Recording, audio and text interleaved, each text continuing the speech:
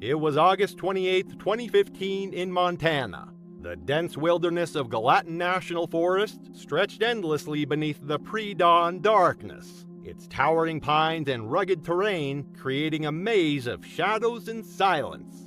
Located in southwestern Montana, this vast expanse of protected land harbored some of North America's most dangerous predators, including one of the largest grizzly bear populations in the lower 48 states. Claire Donnelly had arrived at this remote location 3 days earlier, drawn by the pristine beauty of a small clearing that offered spectacular views of the valley below. The 42-year-old wildlife artist from Oregon had spent the past 4 months traveling across national parks, building an ambitious portfolio of wilderness landscapes and animal studies. Her weathered easel and paint-stained camping gear told the story of countless dawn sessions spent capturing nature's most intimate moments. Claire possessed an artist's eye for beauty but lacked formal training in backcountry survival. She consistently chose campsites based on aesthetic appeal rather than safety considerations, prioritizing dramatic vistas over strategic positioning. Her quiet, observant nature made her an exceptional painter, but it also led to a dangerous overconfidence in her ability to coexist peacefully with wildlife. The clearing where she pitched her small orange tent seemed perfect for her purposes. Morning light filtered through the canopy at ideal angles, and elk frequently grazed in the meadow below, providing excellent subjects for her work.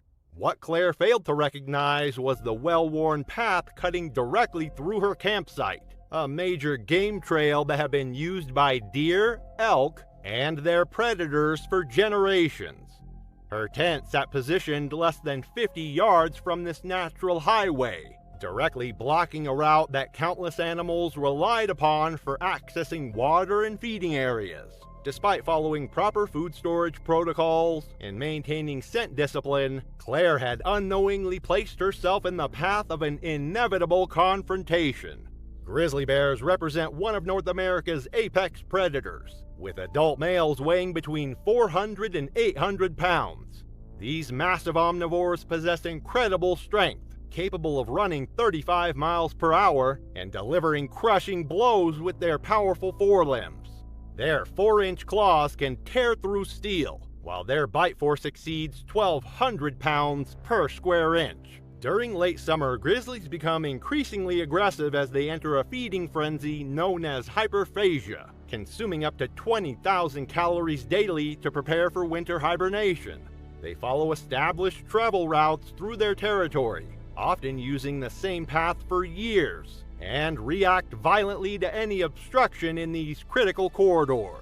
At 4:10 a.m., a large male grizzly weighing approximately 600 pounds approached the clearing along his familiar route. The bear encountered Claire's tent directly blocking his path, with movement and sounds emanating from within the canvas structure. This obstruction triggered an immediate aggressive response. The attack began without warning or provocation. The grizzly's massive forepaw struck the tent wall with devastating force, 4-inch claws tearing through the fabric like tissue paper. The initial swipe caught Claire across her upper torso as she attempted to exit her sleeping bag, the razor-sharp claws creating 4 parallel lacerations from her left shoulder to her right hip. The force of the blow launched her backward against the tent's rear wall, the impact causing additional trauma to her spine and ribs. Blood immediately began flowing from the deep wounds, which had severed major blood vessels and exposed underlying muscle tissue. As Claire struggled to crawl toward the tent opening, the grizzly seized her left leg in its powerful jaws. The crushing bite force instantly shattered her femur and tibia, while the bear's canine teeth punctured through to the bone. The predator began dragging her from the destroyed campsite, her body leaving a trail of blood through the pine needles and forest debris. The bear pulled Claire approximately 40 yards down a steep embankment toward the creek below. Each impact against rocks, fallen logs, and rough terrain caused additional trauma to her already catastrophic injuries. The combination of massive blood loss from the initial claw wounds and the crushing damage to her leg proved fatal within minutes. Her body came to rest near the creek bank, where the grizzly abandoned it after determining she posed no further threat. The bear continued along its established route, leaving behind a scene of complete destruction. Claire's GPS emergency beacon activated automatically when she failed to check in with her scheduled contact that evening. A search and rescue team located the remnants of her campsite the following morning, finding torn canvas, scattered art supplies, and clear evidence of a violent encounter. The Montana Fish, Wildlife, and Parks Department launched an immediate investigation, confirming grizzly involvement through paw prints, hair samples, and DNA evidence collected from the scene. Wildlife officials determined that the bear had been following normal behavioral patterns and posed no unusual threat to other visitors. Claire's family released a statement through local media emphasizing her lifelong passion for wildlife conservation and requesting that no retaliatory action be taken against the bear responsible for her death. They established a scholarship fund in her name to support aspiring wildlife artists. The tragic incident prompted park officials to enhance their educational programs about proper campsite selection in bear country, particularly emphasizing the critical importance of avoiding established wildlife corridors. It was June 13, 2021. In Kalispell, Montana, the morning started calm and clear. Martha stepped into her garden just after sunrise, pulling on her gloves and humming softly as she made her way to the raspberry patch. Beyond the hedgerow, something moved, slow and deliberate. Martha Lane had lived on that stretch of Montana countryside for over 40 years in a modest farmhouse east of Glacier National Park. She and her husband Walter had settled there in the late 70s, when it was still a quiet logging town. After Walter died of lung cancer, Martha stayed, pouring her grief into the soil. Though she lived alone, she wasn't withdrawn, often sharing cookies with kids and jars of jam in the fall. Soon enough, her garden grew into a sanctuary that quietly nourished the land and drew curious wildlife to her fence line. Martha was known for her quiet strength and simple routines, early mornings in the garden, afternoons canning the harvest. She trusted the wild rhythm of Montana like an old friend, perhaps too much. On the morning of June 13th, Martha stepped into her garden like she had 100 times before. Her weathered hands moved with practiced ease, pruning, tying, composting. It was a quiet ritual passed down through generations, but this time it would end in tragedy. Unbeknownst to Martha, a dry spring had sparked a crisis in the nearby wilderness. With wild berries scarce and prey animals driven deeper into remote terrain, local grizzly bears struggled to find enough food. In Glacier County, these powerful predators were increasingly drawn toward human settlements in search of sustenance. Beyond the hedgerow bordering Martha's garden, a young male grizzly, just 4 years old and newly independent, caught the scent of fermenting fruit on the breeze. Starving and erratic, the bear was desperate from prolonged hunger. Though generally shy of humans, grizzlies can become dangerous when food is scarce, or they become habituated to human-related sources, increasing the risk of aggressive encounters. They are among North America's largest land carnivores, with adult males often exceeding 600 pounds. Their powerful jaws and massive claws allow them to dig for roots or tear apart logs for insects. The bear had wandered far, crossing dry creek beds and empty clearings. Earlier that week, it had raided bird feeders nearby, learning to associate homes with easy meals. To this desperate animal, Martha's carefully tended raspberry bushes weren't a cherished garden, but a vital lifeline. She never paid attention to the faint rustle of branches, but her home camera caught something. A large figure pushed through the thick hedges. She didn't even sense the soft padding of massive paws pressing silently into the earth behind her. For her, these noises were part of the cacophony of her routine. Then the attack erupted without warning. The grizzly bursted through the foliage, claws bared, eyes wild with starvation. Martha looked up startled, her face marked more by confusion than fear. as if trying to make sense of a large animal suddenly in her garden. For a fleeting second, she may have thought it was just a stray dog. The bear barreled into her with devastating force, knocking her to the ground and crushing her knee beneath its weight. The animal's fur was slick with sweat, and its eyes held the clouded look of an apex predator driven beyond reason by hunger. Initially, the grizzly focused its attention on the compost pile, its powerful jaws working through rotting rinds and eggshells.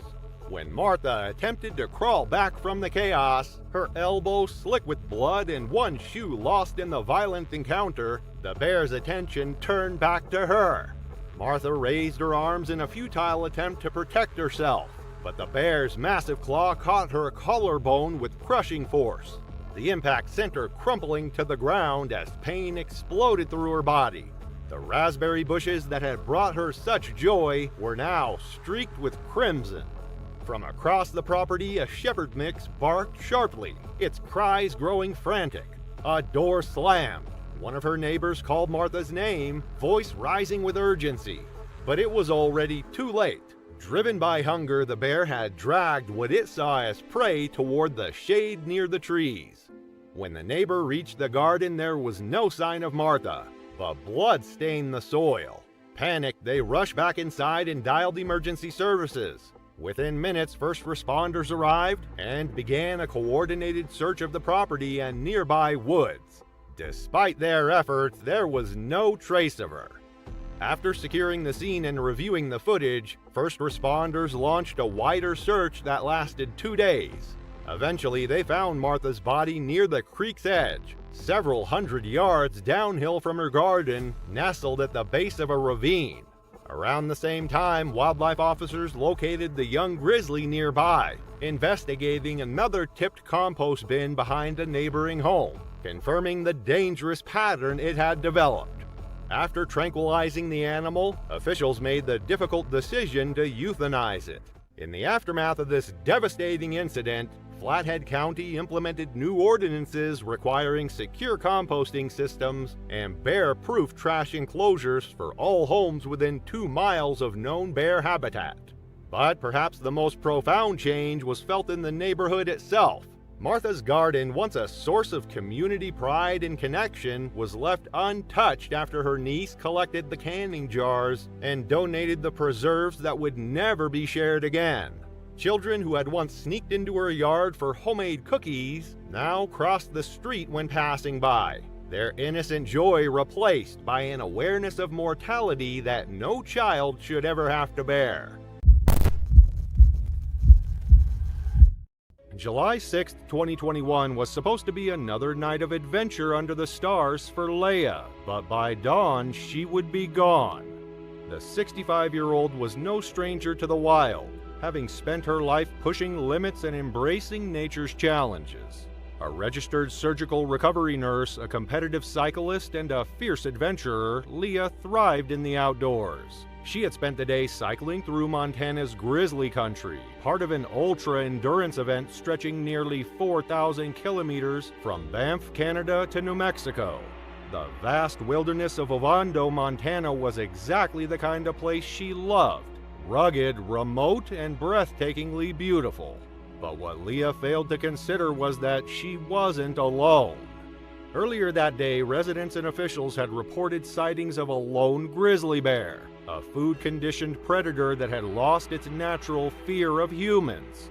Leia's sister and fellow riders pleaded with her to stay in a hotel for the night. They knew how dangerous the bear could be, but Leia, stubborn and fearless, refused.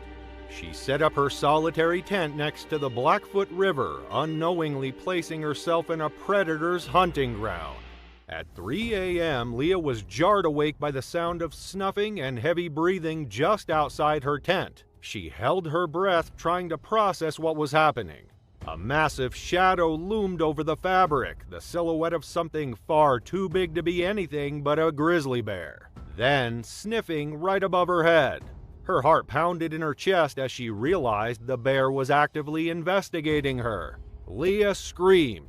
The sudden outburst startled Kim and Joe Cole, a couple camping nearby. They jolted awake, their senses immediately on high alert as Leah's terrified screams echoed through the night. Without hesitation, they joined in, shouting as loud as they could, their voices piercing the darkness. The bear, seemingly unsettled by the sudden human commotion, let out a sharp huff before retreating into the shadows, vanishing into the thick Montana wilderness. The air remained heavy with tension, the silence after the chaos almost deafening.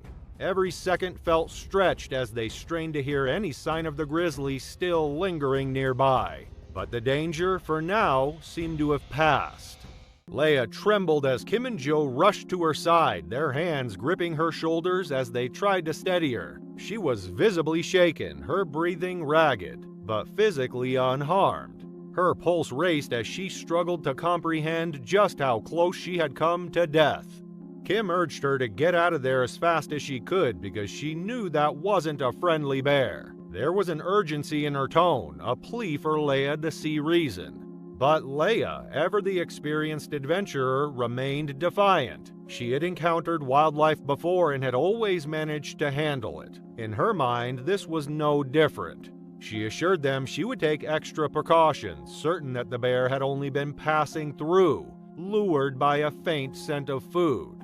Determined to prevent another encounter, Leah carefully removed every food item from her tent, placing it nearly 30 feet away. She double-checked for anything that might emit an odor, diligently scouring her belongings for even the smallest crumbs. The couple stood by watching her work, unconvinced but unwilling to argue further.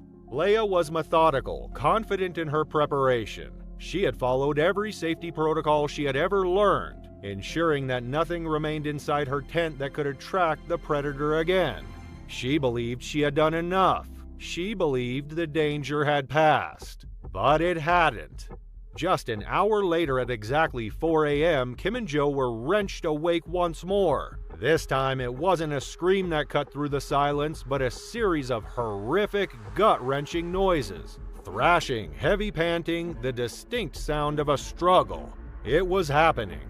Joe's blood ran cold as he scrambled for his flashlight, fumbling with the zipper of his tent. As soon as he stepped outside, his stomach lurched at the sight before him. Leah's tent was collapsing, flattened under the sheer weight of the massive grizzly bear. The canvas sagged violently, shifting and twitching under the beast's brutal assault. Joe's heart pounded as he grabbed his bear spray and sprinted toward Leah's tent, Kim right behind him. Without hesitation, he aimed and unleashed a full blast of bear spray directly at the animal's face. The burning chemical should have sent it fleeing, but the bear didn't retreat. Instead, it let out a deep, guttural roar, momentarily recoiling but not abandoning its grip on Leah. Kim, shaking, fired her own canister, the air filling with the acrid scent of the repellent. Finally, the grizzly released its hold, staggering backward and disappearing into the woods as suddenly as it had arrived. Panting, Joe and Kim rushed forward, adrenaline fueling their every movement. They ripped open the tent, desperate to reach Leah. But the moment their eyes fell upon her, they froze. A suffocating wave of dread settled over them as they stared in horror. Leah wasn't moving. Her body lay unnaturally twisted, contorted in a way that sent a chill down their spines. The weight of the 500-pound grizzly had crushed her, snapping her spine in the process. Blood pooled around her, soaking into the shredded fabric of the tent. The attack had been instantaneous and brutal. There had been no time to fight, no time to escape. She was gone before she ever had a chance to scream. She had been gone before she even had a chance to fight back. Investigators arrived at the scene hours later. What they found confirmed their worst fears. Leah had been well prepared, but she had made one fatal mistake. Inside the tent, authorities discovered a small bag of dried blueberries, one Leah had overlooked. Just outside, a sandal bag full of food sat within reach of her tent's entrance. It was all the confirmation they needed. The grizzly had returned, not just out of curiosity, but with intent. It had learned that humans meant food.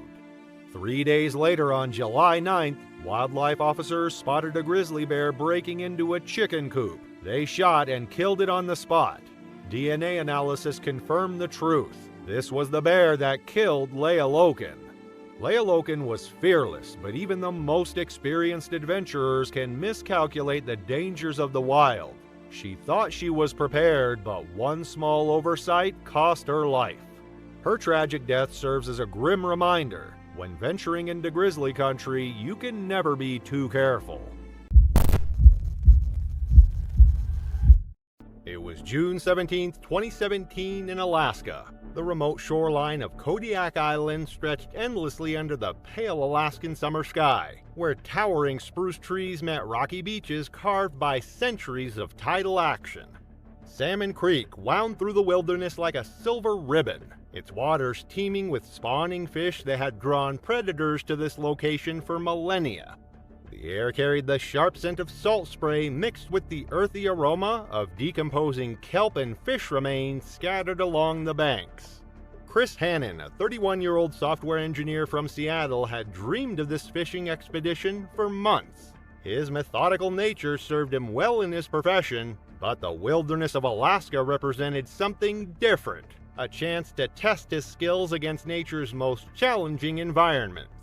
Beside him, his girlfriend Olivia shared his passion for adventure, though her expertise lay more in campsite organization and logistics than angling techniques. The couple had arrived that morning via chartered float plane, their gear carefully packed in waterproof containers and bear-resistant canisters. They established camp just 15 feet from the creek's edge, drawn by the convenience of fresh water and the promise of excellent fishing. A local boatman had approached them earlier, suggesting they relocate further upstream away from the main salmon run, but Chris dismissed the advice as overcautious. The spot seemed perfect.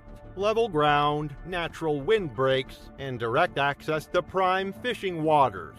As darkness settled over the island around 11 p.m., the couple retired to their tent, unaware that Kodiak bears typically increase their activity during nighttime hours, especially near salmon streams during peak spawning season. The Kodiak bear represents the largest subspecies of brown bear in North America, with adult males reaching weights exceeding 1,500 pounds. These apex predators possess incredible strength, capable of running at speeds up to 35 miles per hour despite their massive size. Their powerful forelimbs contain claws measuring up to 4 inches in length, evolved specifically for digging and catching salmon. During summer months, these bears concentrate near coastal streams, following ancient feeding patterns that coincide with salmon runs. At approximately 2:45 a.m., a massive male Kodiak bear approached the campsite, likely drawn by the scent of fish residue on Chris's equipment and the general human presence near its preferred feeding area. The bear weighed an estimated 1,200 pounds and stood nearly 9 feet tall when upright. Chris stirred inside the tent and coughed, the sound cutting through the night silence and immediately capturing the bear's attention.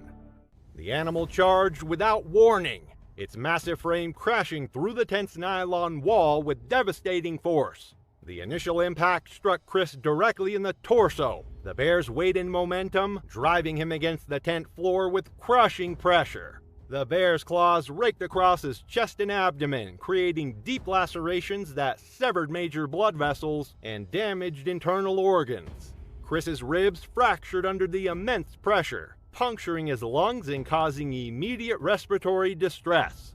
The bear continued its assault, using its powerful jaws to grip Chris's shoulder and neck area. The crushing force of the bite, measuring over 1,200 psi, fractured his cervical vertebrae and caused severe trauma to the carotid artery. Blood loss became catastrophic as the bear shook its victim, the violent motion causing additional internal injuries and accelerating the fatal hemorrhaging. Olivia's screams pierced the night as she activated their emergency air horn, the piercing sound momentarily startling the bear. She managed to scramble through the torn tent opening and up a steep slope behind their campsite, sustaining only minor cuts and bruises during her escape. The bear, having inflicted fatal injuries on Chris, eventually withdrew into the surrounding forest. The emergency beacon Olivia activated brought a ranger response team to the scene within 4 hours. They found Chris's body inside the destroyed tent, having succumbed to massive blood loss and trauma. The bear was tracked and located the following day, displaying aggressive behavior toward the rescue team during body recovery operations, ultimately requiring lethal intervention. The Alaska Department of Fish and Game conducted a thorough investigation, determining that the couple's campsite location directly within prime bear habitat during peak salmon season contributed significantly to the fatal encounter. Chris's family established a wilderness safety foundation in his memory, focusing on proper campsite selection and bear awareness education. It was September 3, 2009, and conditions in Jasper National Park were stable and clear. The area appeared calm and ideal for hiking. Adam and Lisa Cartwright, recently married, had chosen the park for their honeymoon. Unbeknownst to them, a serious threat was already present in the area. Adam, 29, was a methodical software engineer from Calgary who approached everything with careful planning, from their wedding 6 days earlier to this dream honeymoon.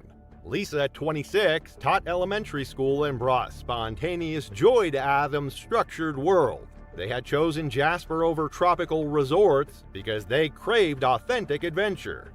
They wanted to disconnect from civilization and reconnect with each other under an endless canopy of stars. The first 3 days felt like a dream. They wandered through Malign Canyon's depths, kissed beneath Athabasca Falls, and shared simple pasta meals by moonlit rivers.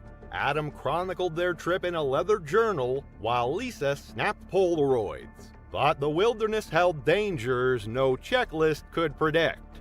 Warnings about bear activity were posted at every trailhead. Use proper food storage. They read them, joked about them. Lisa growled playfully. Adam clutched their granola. They had bear spray, a certified canister, and followed all the rules. Or so they thought. On the fourth night, drained from a long hike near Wilcox Pass, they set up camp in a quiet meadow ringed with trees. In their fatigue, one small mistake was made. A banana-flavored protein bar, half-eaten and forgotten, remained in a side pocket inside the tent. In bear country, even that was enough. Grizzly bears possessed an extraordinary sense of smell, 7 times stronger than a bloodhound's. They can detect food from miles away, and once they catch a scent, they become relentless in their pursuit. When food-conditioned bears associate humans with meals, they lose their natural fear and become unpredictably aggressive. As mountain winds intensified and clouds swallowed the moon, the forest stirred with ominous movement. Nocturnal predators awakened. Twigs snapped under unseen weight. The very fabric of night seemed to constrict around their vulnerable shelter. Lisa stirred once, unconsciously pressing closer to Adam's warmth. He remained motionless, lost in sleep. Then the nightmare began. There was no cinematic roar, no dramatic warning. The tent wall simply crumpled inward as something massive leaned against their fragile sanctuary. The sound of ripping nylon pierced the silence, claws tearing through their protection like tissue paper. Adam jolted upright as Lisa's scream shattered the mountain's stillness. The bear's breath flooded their confined space, foul, hot, and predatory. Its massive paw swept through the tent like a scythe of destruction. According to Lisa, Adam threw himself across her body, one hand desperately reaching for their bear spray, while the other gripped her shoulder protectively. The grizzly struck again with devastating force. The sickening scream born from breaking bones echoed through the meadow as chaos erupted. Adam's voice, desperate and ragged, urged her to flee before his cries were replaced by the bear's guttural growls and sounds of savage thrashing. Lisa scrambled free, barefoot and terrified, her nightshirt flapping as she burst from their destroyed shelter and plunged into consuming darkness. The forest became a blur of punishment, branches lacerating her face, roots entangling her feet. But pure survival instinct propelled her forward until her breath shattered and her legs collapsed. She climbed the first substantial tree she encountered, scraping herself raw against unforgiving bark and perching between its sturdy limbs. Below, the sounds of destruction continued with horrifying intensity. Adam's desperate cries gradually faded into silence. She clung to those branches throughout the endless night. She couldn't determine if the bear had departed or if Adam still drew breath. At dawn, a distant hiker heard her faint cries and made the call. Search and rescue found her still clinging to the tree, unable to speak or stand. She pointed toward the meadow, where their tent lay in tatters. Adam's body was found 30 yards away, partially hidden under pine needles. His hands were crushed from the struggle. His torso bore the full force of the bear's fury, and his legs were nowhere to be found. Authorities identified the perpetrator, a massive male grizzly weighing approximately 600 pounds, likely food conditioned from previous human encounters. The bear was located 3 days later and euthanized. Officials confirmed it had been involved in at least 2 prior incidents, but had never attacked until that fateful night. Lisa survived with minor physical injuries, but deeper wounds festered in the aftermath. Adam's funeral took place in Calgary the following week, attended by family, friends, and several of Lisa's colleagues. The service was brief and somber, with a closed casket and a short eulogy delivered by his older brother. Afterwards, Lisa became a quiet advocate for enhanced safety protocols, speaking at ranger stations about the razor-thin margin between wilderness wonder and absolute horror.